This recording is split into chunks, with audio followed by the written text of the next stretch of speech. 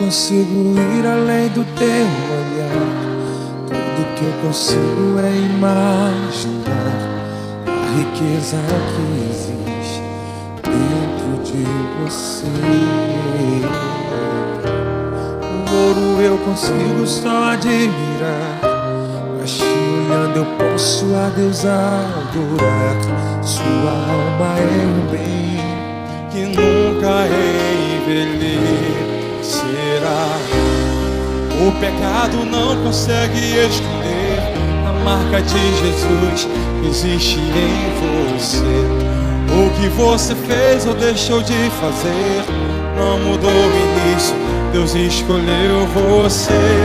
Sua raridade não está naquilo que você possui, o que sabe fazer. Isso é mistério de Deus com você.